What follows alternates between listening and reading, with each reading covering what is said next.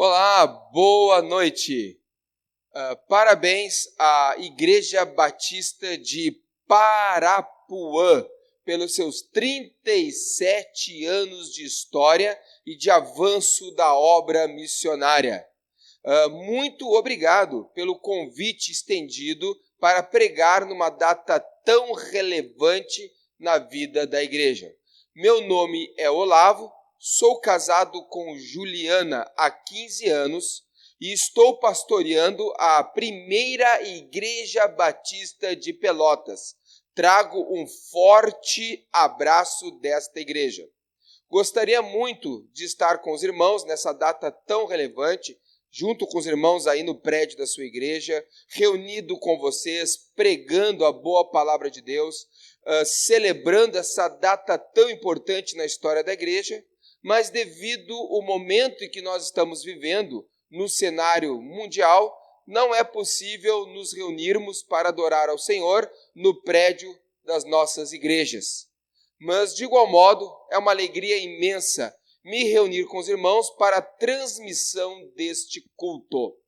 Quando os irmãos vierem ao Rio Grande do Sul, não deixem de visitar a cidade de Pelotas, uma cidade histórica, uma cidade marcada pelos doces, pela colonização portuguesa. Então, se você vir ao Rio Grande do Sul e não visitar Pelotas, você estará perdendo, boa parte da sua viagem. E, principalmente, visitar a primeira Igreja Batista de Pelotas. Muito obrigado ao pastor por ter estendido o convite para trazer a palavra para os irmãos nessa data tão expressiva. Eu quero compartilhar com vocês o seguinte tema: a consagração é uma exigência do Senhor. Tema da mensagem bíblica de hoje à noite. A consagração é uma exigência do Senhor. E para este tema, eu quero convidá-los para que abram comigo sua Bíblia no livro histórico de 1 Samuel, capítulo 7, versículos 2 ao 17. Livro histórico de 1 Samuel, capítulo 7, versículos 2 ao 17. Diz assim a boa e infalível palavra do Senhor. A arca permaneceu em Kiriat Jeraim muito tempo, foram 20 anos, e todo o povo de Israel buscava o Senhor com súplicas. E Samuel disse a toda a nação de Israel: se vocês querem voltar-se para o Senhor de todo o coração, livre-se então dos deuses estrangeiros e das imagens de Astarote. Consagrem-se ao Senhor e prestem culto somente a Ele, e Ele os libertará das mãos dos filisteus. Assim, os israelitas se livraram dos balaíns e dos postes sagrados e começaram a prestar culto somente ao Senhor. E Samuel prosseguiu: reúnam todo Israel em Mispá, e eu intercederei ao Senhor a favor de vocês. Quando eles se reuniram em Mispá, tiraram água e a derramaram perante o Senhor. Naquele dia jejuaram e ali disseram: temos pecado contra o Senhor. E foi em Mispá que Samuel liderou os israelitas como juiz. Quando os filisteus souberam que os israelitas estavam reunidos em Mispá, os governantes dos filisteus saíram para atacá-los. Quando os israelitas souberam disso, ficaram com medo e disseram a Samuel: não pares de clamar por nós ao Senhor, o nosso Deus, para que nos salve das mãos dos filisteus. Então Samuel pegou um cordeiro não desmamado e ofereceu inteiro como holocausto ao Senhor. E clamou ao Senhor em favor de Israel. E o Senhor lhe respondeu: Enquanto Samuel oferecia o holocausto, os filisteus se aproximaram para combater Israel. Naquele dia, porém, o Senhor trovejou com fortíssimo estrondo contra os filisteus e os colocou em pânico, e foram derrotados por Israel. Os soldados de Israel saíram de Mispá e perseguiram os filisteus até um lugar abaixo de Bet-car, matando-os pelo caminho. Então Samuel pegou uma pedra e a ergueu entre Mispá e Sem, e deu-lhe o nome de Ebenezer, dizendo: até aqui o Senhor nos ajudou. Assim os filisteus foram dominados e não voltaram a invadir território israelita. A mão do Senhor esteve contra os filisteus durante toda a vida de Samuel. As cidades que os filisteus haviam conquistado foram devolvidas a Israel, desde Ecrom até Gate. Israel libertou os territórios ao redor delas do poder dos filisteus. E houve também paz entre Israel e os amorreus. Samuel continuou como juiz de Israel durante todos os dias de sua vida. A cada ano percorria Betel, Gilgal e Mispá, decidindo as questões de Israel entre todos os lugares. Mas sempre retornava a Ramá, onde ficava sua casa. Ali ele liderava Israel como juiz, e naquele lugar construiu um altar em honra ao Senhor. Amém. Que Deus nos abençoe com sua boa palavra hoje à noite. Vamos orar mais uma vez? Senhor Jesus, muito obrigado pela vida desta igreja, que hoje celebra seus 37 anos de história, Pai. Que o Senhor venha falar, Pai, ao nosso coração, que o Senhor venha desafiar o coração desta igreja, meu Pai, e conduzi-la, Deus, à expansão da sua obra, Pai.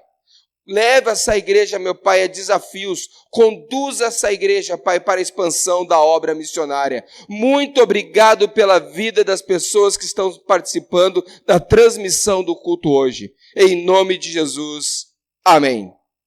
A consagração foi a condição inegociável dada por Deus para que o povo se libertasse da opressão dos filisteus e conquistasse as suas cidades. Se o povo não se consagrasse a Deus, o povo permaneceria preso, oprimido pelos filisteus. E então o juiz chamado Samuel reúne o povo e chama o povo para se consagrar, para que o povo abandonasse o culto a Baal e a Astarote e se voltasse para Deus de todo o coração. E se o povo então tomasse essa decisão de se voltar para Deus, a mão de Deus viria abençoar o povo, e o povo venceria os filisteus de uma vez por todas e tomaria sua terra de volta, que os filisteus roubaram de Israel.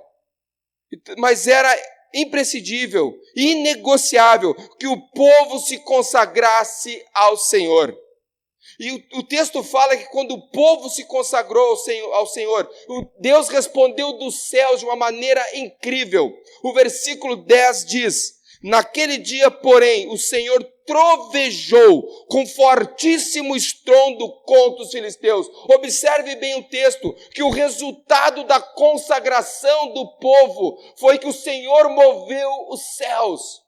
Se nós queremos que o Senhor abra as comportas do céu e derrame copiosamente das suas bênçãos sobre a vida da nossa igreja, nós precisamos nos consagrar ao Senhor. Nós devemos buscá-lo, nós devemos nos dedicar ao Senhor de todo o nosso coração. Semelhantemente, há muitos anos antes de Samuel, esta foi a mesma condição para que o povo atravessasse pelo Jordão. Em Josué capítulo 3, versículo 5, diz o seguinte: Josué ordenou ao povo: santifique-se, pois amanhã o Senhor fará maravilhas entre vocês. O capítulo 3 de Josué narra a travessia do povo pelo Jordão, em que Deus então cria 2 muralhas entre o Jordão, faz com que a água seja represada e o povo atravessa seco pelo Jordão.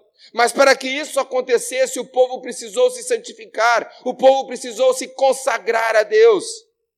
Infelizmente, muitas igrejas não avançam na obra missionária por falta de vida consagrada, não alcançam os perdidos, não celebram vitórias, não há plantação de igreja, não há evangelismo, não há missões, não há conversões nos cultos, por falta de vidas consagradas. A consagração é uma exigência do Senhor. A consagração é uma exigência do Senhor. Eu quero compartilhar com vocês nessa noite 5 verdades sobre consagração. A consagração é uma exigência do Senhor. 5 verdades sobre consagração.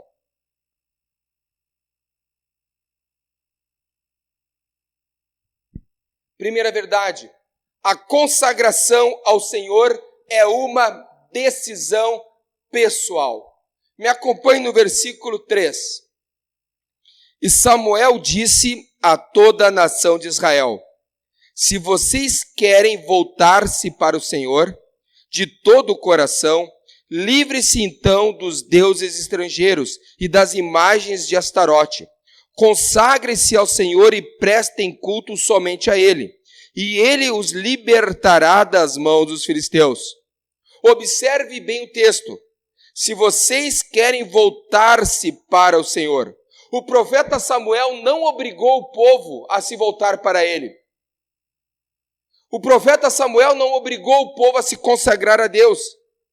O profeta apenas encorajou o povo: voltem-se para o Senhor, consagrem-se ao Senhor, voltem o coração de vocês para Deus.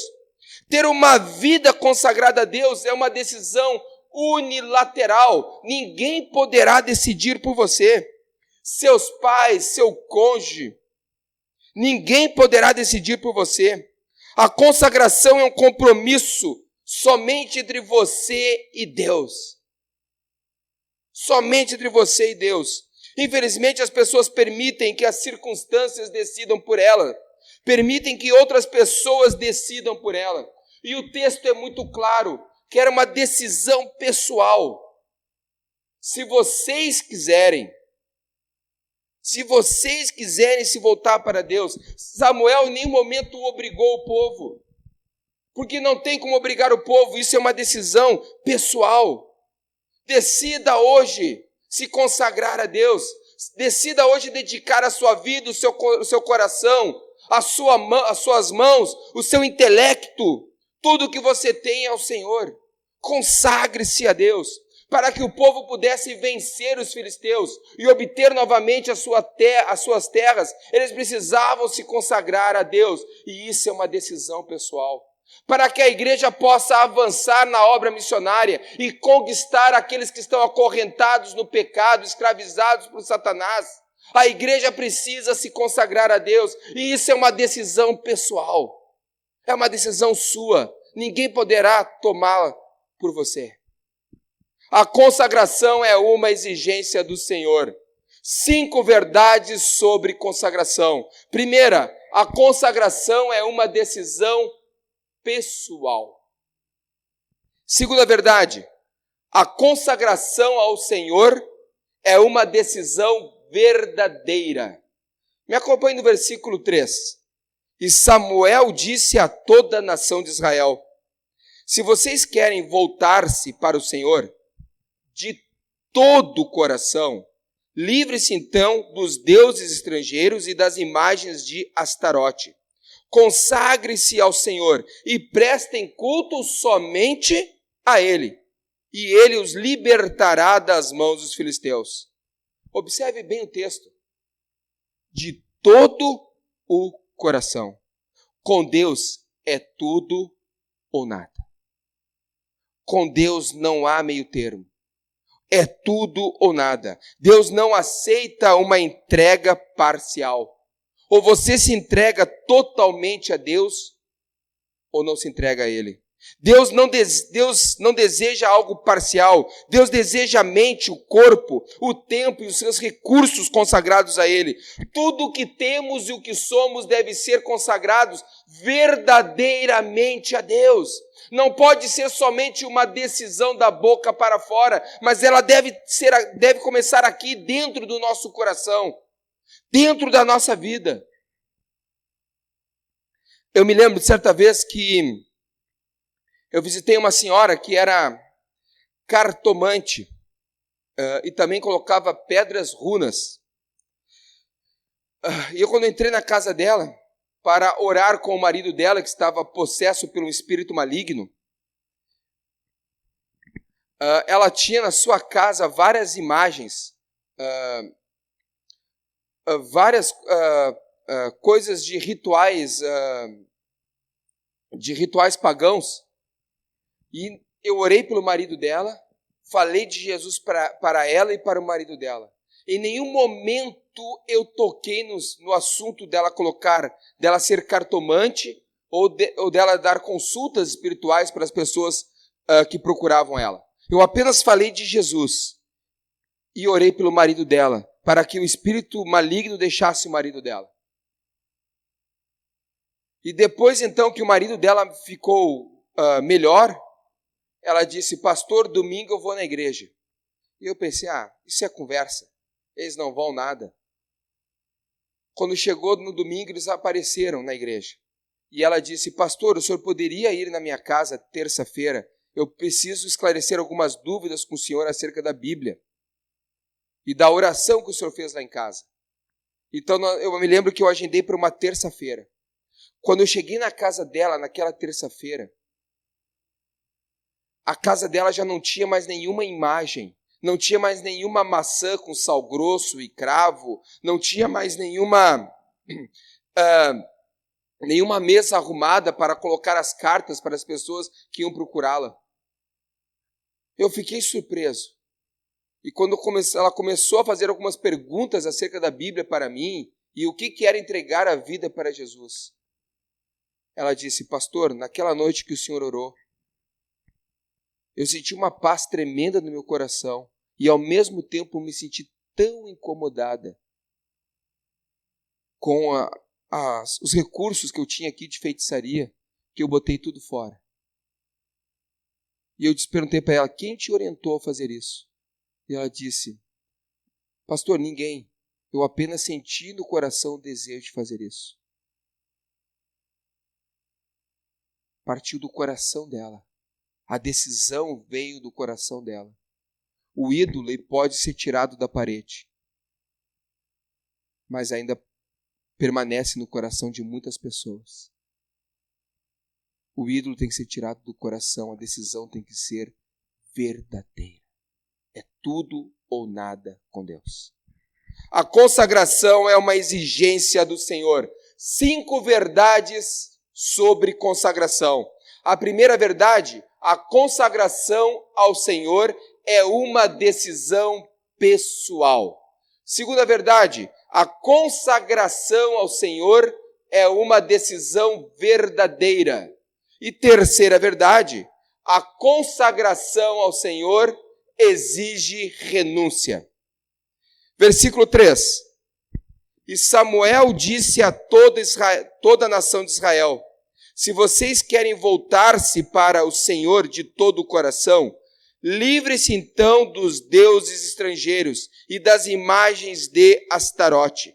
Consagre-se ao Senhor e prestem culto somente a Ele, e Ele os libertará das mãos dos filisteus. Para servir a Deus, o povo precisava se libertar, precisava abandonar os ídolos. Eles não podiam mais servir a Deus e a Baal. Eles precisavam servir somente a Deus. Por longos 20 anos, Israel foi subjugada pelos filisteus, escravizada pelos filisteus. E agora era o momento da mudança, era o momento de Deus agir. Mas para que isso acontecesse, o povo precisava se livrar do pecado, o povo precisava se livrar da idolatria. Esta sempre foi a fraqueza do povo de Israel. Foi assim no tempo de Moisés, Foi assim no tempo de Josué, foi assim no tempo de Elias. No tempo de Moisés, o povo construiu para eles um bezerro no deserto. No tempo de Josué, Josué disse para o povo: escolhei hoje a quem vocês vão servir. A Deus ou aos deuses além do rio Eufrates. Escolham a quem vocês vão servir. No tempo de Elias foi a mesma coisa. Elias lutou contra Acabe. Elias profetizou contra o seu próprio povo, dizendo para que o povo abandonasse a idolatria. Muitos não se prostram diante de imagens, mas consagram o seu coração a outros deuses. Há pessoas que possuem ídolos muito mais perigosos que os ídolos que estão dependurados nas paredes ou em cima dos móveis da casa. Mas ídolos que estão aqui no interior, no coração. O Warren Wiersbe, ao comentar esse texto, ele diz: os ídolos do coração são muito mais perigosos do que os de um templo. Esse ídolo pode ser um filho, pode ser um familiar, pode ser um trabalho, pode ser o dinheiro. O que é idolatria? É aquilo que é colocado no lugar de Deus. E nem sempre o ídolo vai ser uma imagem como de um bezerro de ouro, ou um poste, como os adoradores de Astarote e Baal faziam. Mas esse ídolo é qualquer coisa que você coloca diante do Senhor. Tudo aquilo que roubar a atenção de Deus, isso é idolatria. Nós, batistas, não temos problemas com imagens. Nem nenhuma de nossas igrejas há imagens. O único símbolo que algumas igrejas usam é uma cruz vazia. Mas o coração de muitas pessoas, estão carregados de ídolos, em que eles colocam muitas coisas na frente do Senhor. A consagração é uma exigência do Senhor. 5 verdades sobre consagração. A primeira verdade, a consagração é uma decisão pessoal. Segunda verdade, a consagração é uma decisão verdadeira. Terceira verdade, a consagração exige renúncia. E quarta verdade, a consagração ao Senhor exige exclusividade. Versículo 3. E Samuel disse a toda a nação de Israel: se vocês querem voltar-se para o Senhor de todo o coração, livre-se então dos deuses estrangeiros e das imagens de Astarote. Consagre-se ao Senhor, prestem culto somente a Ele, e Ele os libertará das mãos dos filisteus. O texto diz o seguinte: preste culto somente a Ele. Deus exigiu dos israelitas exclusividade, que prestassem culto somente a Ele. Esta é a exigência do primeiro mandamento do Decálogo. No Decálogo vai dizer, em Êxodo capítulo 20, versículo 3, não terás outros deuses além de mim. Deus não divide a sua glória com ninguém. O apóstolo Pedro, na sua primeira carta, ele afirma que somos povo exclusivo de Deus. 1 Pedro capítulo 2, versículo 9. Povo exclusivo de Deus. Deus quer exclusividade. Ele quer que o seu povo seja dedicado, consagrado somente a Ele. Nós não somos consagrados a nenhuma outra autoridade, nós não somos consagrados a nenhuma outra personalidade, nós não somos consagrados a nenhum outro homem, a nenhuma outra instituição. O nosso coração é consagrado somente ao Senhor, Criador dos céus e da terra, que enviou o seu único Filho para padecer no madeiro maldito, ser sepultado e ressuscitado ao terceiro dia, que está assentado à destra do Pai, regendo e governando o universo. O nosso coração é consagrado somente a Jesus. Nós somos povo escolhido dele, propriedade de Jesus Cristo. Ele nos comprou. Antes éramos escravos do pecado, acorrentados pelo pecado. Fomos comprados pelo sangue precioso do Cordeiro, libertos do pecado, e agora estamos acorrentados a Cristo Jesus, para viver a vida que Ele tem reservada para nós. Somos um povo exclusivo de Deus. Um povo exclusivo de Deus. A nossa vida deve ser dedicada somente a Jesus Cristo e a ninguém mais. Tudo que temos e que somos é exclusivo do Senhor. É exclusivo do Senhor. A consagração é uma exigência do Senhor. 5 verdades sobre consagração. Primeira, a consagração ao Senhor é uma decisão pessoal. Segunda verdade, a consagração ao Senhor é uma decisão verdadeira. Terceira verdade, a consagração ao Senhor exige renúncia. Quarta verdade, a consagração ao Senhor exige exclusividade. E quinta verdade, a consagração produz resultados. Versículo 3. E Samuel disse a toda a nação de Israel: se vocês querem voltar-se para o Senhor de todo o coração, livre-se então dos deuses estrangeiros e das imagens de Astarote. Consagre-se ao Senhor e prestem culto somente a Ele. E Ele os libertará das mãos dos filisteus. Observe bem o texto. Primeiro vem uma série de exigências. Que o povo se voltasse para Deus de todo o coração, abandonasse o culto a Baal e cultuasse somente a Deus. Se o povo observasse as exigências de Deus, o povo teria recompensa. O povo seria abençoado.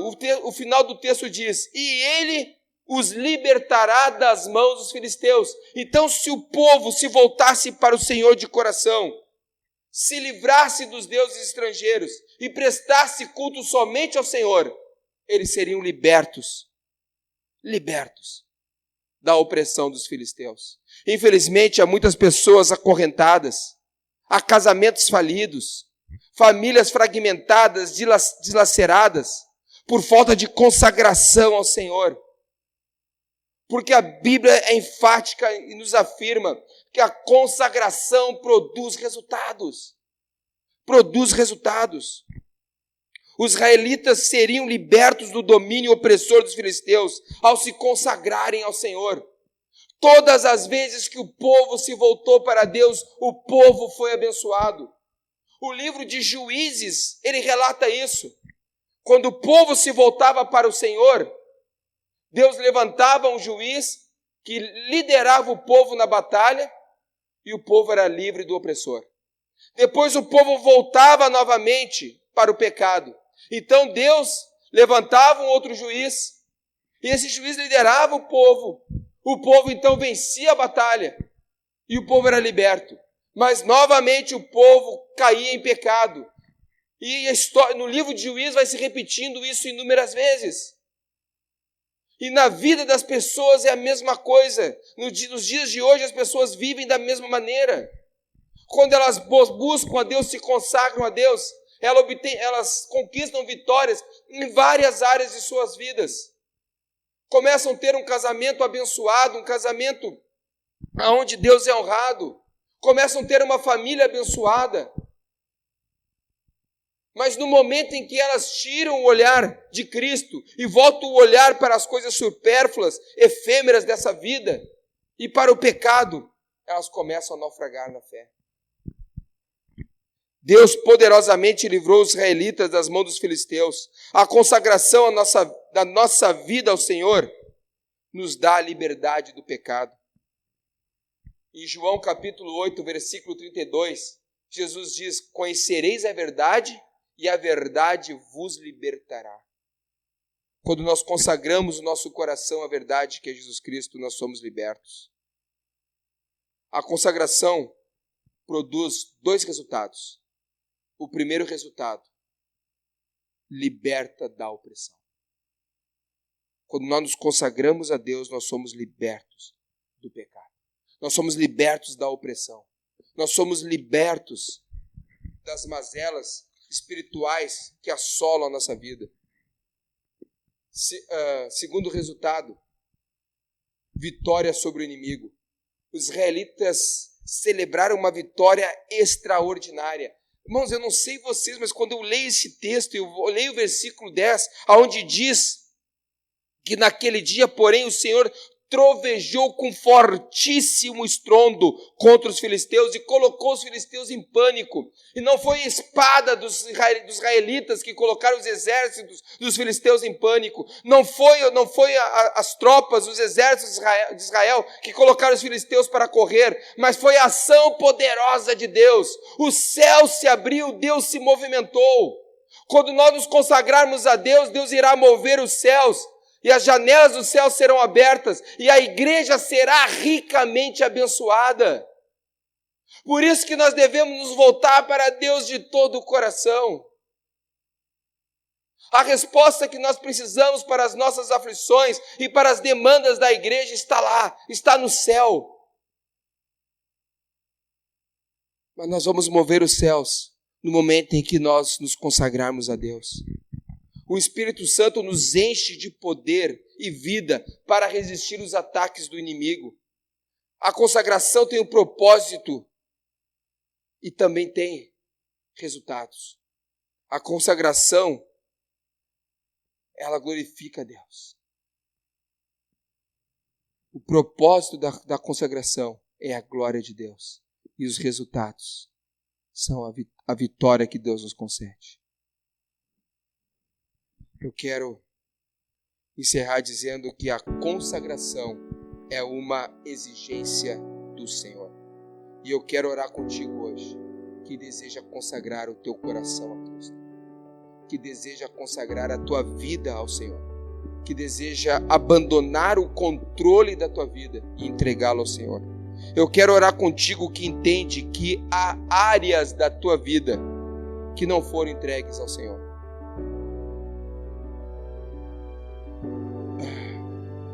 Certa vez, um fazendeiro foi convidado para ir a outra fazenda participar de um casamento. Ele embarcou na sua caminhoneta e se deslocou para a fazenda do seu vizinho para participar de um casamento. Ele colocou o seu melhor traje, a sua melhor roupa, mas durante o trajeto, o pneu da sua caminhoneta furou. Já estava escurecendo. Ele trocou com muita dificuldade no escuro o pneu da sua caminhoneta. E como todo o homem, limpou as suas mãos sujas de trocar o pneu no bolso das suas calças.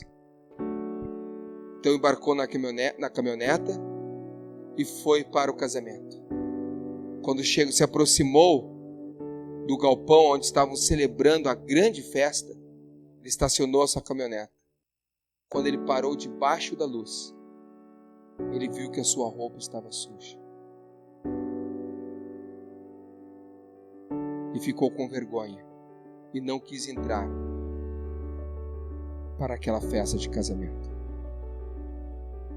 E quanto mais próximos de Deus nós estamos, mais nós enxergamos a nossa sujeira.